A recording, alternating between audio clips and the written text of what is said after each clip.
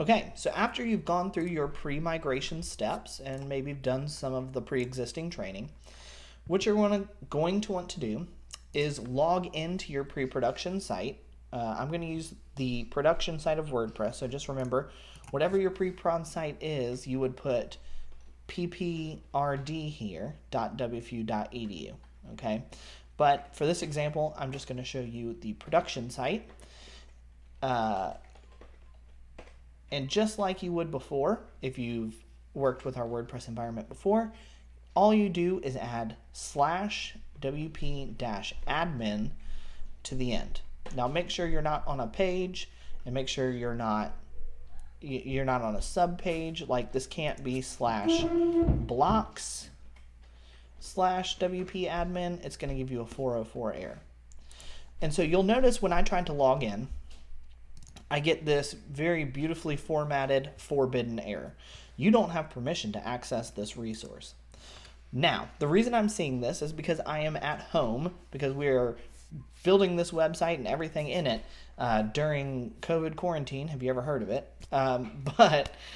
When you need to access the back end of your website, or you need to access any of the pre-prod environments, so I'll show you. This is the live site. If I try to go to the pre-prod site, I'll just say wordpress.pprd.wfu.edu. It's just going to spin for about a minute, and then it's going to just stop working because it can't access that. So the reason for that is you must either be 1 on campus or 2 on VPN for access to the back end or the pre-production version of your site. So that's a security purpose. We lock it all down that way. So you need those things in order to get to your site. I'm just going to kill this because we don't need to watch it load for an hour. So I've got my Cisco VPN right here. I'm going to attempt to connect. There we go. It's establishing my connection. And so now if I go to /wp-admin, it's going to ask me to log in with Google. So I'm going to click sign in. I'm going to click my personal Google account. It's going to think about whether or not it likes me.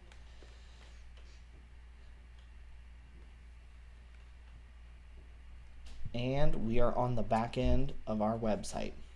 So we've logged into the back end of our site.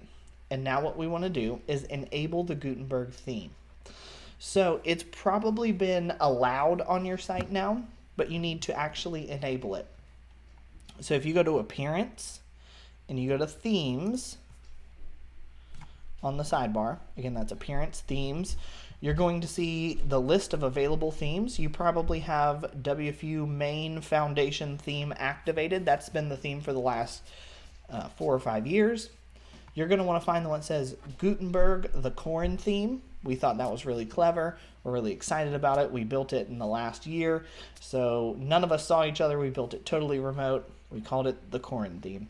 So if you click Activate, like you see there's an Activate button here on the main foundation. If you click Activate on the Gutenberg theme, it'll reload the page, and now Gutenberg is activated on that pre-prod site.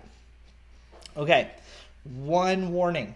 If you go to your homepage, if you had the foundation main and now you activate Gutenberg, all your pages are going to be blank. Don't panic. Okay, we're going to go through how to migrate that content. But just know that that's part of the plan. All right, so go to Pages on the left, and we're going to say Add New here at the top. And then I'm going to call this page Online Training. It might give you a pop-up saying, oh, here's the Gutenberg editor. You can go through those pop-ups and look at what they're saying, or you can click skip or the X. It's not necessary, but if you want to learn more about Gutenberg with them telling you, you can just do that. I'm going to call this Online Training, and then I'm going to hit Publish over here at the top right. Yes, I want to publish this. I'm going to click it again. My page is visible, so I'm going to click View Page in a new tab. And then here it is. We've made our first Gutenberg page. Congratulations, you've done it. All right, so I'm going to go back here and give you a little idea of how easy it is to use Gutenberg. So on this top left here, I'm going to click the plus, or you see the plus right here. So I'm going to click the plus, and then I'm going to choose what kind of block I want to add. So I'm going to say, let's do a heading block. And I don't want it to say heading, I want it to say my first page. Then I'm going to hit enter, and it's automatically open to the paragraph. And it says type slash to choose a block. So I can do slash, and it's suggesting, or I can start typing. So I know I want to do a paragraph, so I'm going to type P-A-R-A. Oh, no, it doesn't want me to do a paragraph. I'm just kidding, but here it is. So I'm going to do a paragraph block, and I'm going to say this is a paragraph block. I think you don't have to choose paragraph. It defaults to that. You have to choose something else. And then we can even show you, I'll show you that it does work. We can do a bulleted list. And I can say list item 1, list item 2, that's still a 1, and list item 3. Now if I hit update, I'm going to go back to my view page and refresh. And now congratulations, look what you have, your first Gutenberg page with a couple Gutenberg blocks. So in the rest of this video, we're going to go over the different blocks available to you for Gutenberg. Okay, so if I go to the WordPress guide site, there's this page right here called blocks. I'm going to open that in a new tab.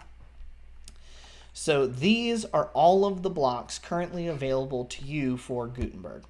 So we're going to go over these one at a time. We're not going to go through all of the blocks, but I want you to be aware of what blocks are available and the level of detail that's available for you to learn more about these blocks. Okay, so first let's look at the common blocks. You have an audio player. If I click on audio, you see here, for every single page that we have, there is going to be a description of the block, an example of the block. So if I click this, it's playing the audio file. And then all of the options that are available to you are documented with screenshots on this page. So for that reason, I'm not going to go into a lot of detail for all of these blocks because that detail exists for you on the page. This is more just informational about what is available to you. Some of these blocks we're going to go into detail because they're kind of complicated, and I want to show you they're going to be more likely to be used. So we'll go over those.